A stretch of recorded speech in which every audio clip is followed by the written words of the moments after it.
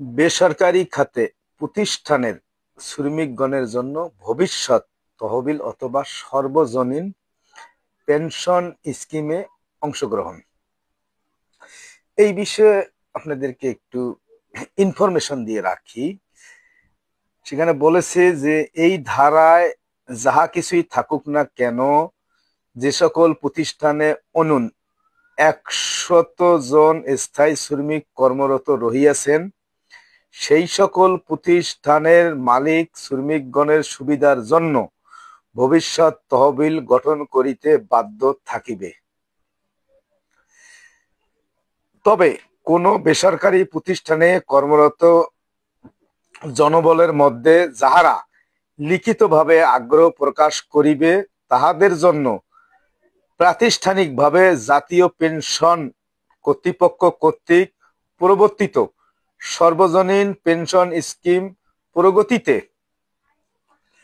অংশগ্রহণ করিলে ভবিষ্যৎ তহবিল গঠনের বিধান হইতে অব্যাহতি পাইবে। তবে সত্য থাকে যে উক্ত স্কিমে মালিক 50% চাঁদা প্রদান করিবেন এবং কর্মরত শ্রমিকও 50% চাঁদা প্রদান করিবেন।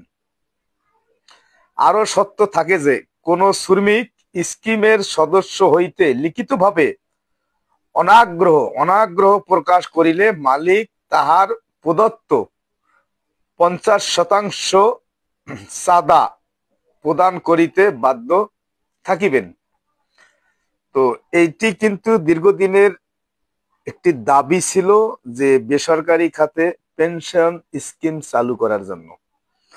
তো এই যে বেসরকারি খাতে পেনশন স্কিমের বিষয়টি আসলে এখানে আপনাদেরকে একটু জানিয়ে দিলাম। আপনাদের এই ব্যাপারে আরো বিস্তারিত অনেক আলোচনার বিষয় আছে, আপনাদের আমার সকলের বোঝার চেষ্টা আছে আমরা সেইটুকু চেষ্টা করব। আশা করি আপনারা আমার এই ভিডিওগুলো নিয়মিত দেখবেন এবং সম্পূর্ণ কথা শুনবেন। আমি বলেছি যে আমি কিন্তু নলেজ শেয়ারিং বা এই আপনাদের সঙ্গে আলাপ আলোচনা করে এই বিষয়গুলো নিয়ে আমরা নিজেদের মধ্যে আলোচনা করা, নলেজ শেয়ারিং এর মাধ্যমে আমরা এগুলো সচেতন হইতে চাই এবং এই ইনফরমেশন গুলো আমরা জানতে চাই। তো এই জন্য আমার কথায় যদি কখনো কোনো ভুল ত্রুটি হয় সেটি আপনারা নিজ গুণে ক্ষমা করে দিবেন এবং ক্ষমা সুন্দর দৃষ্টিতে দেখবেন।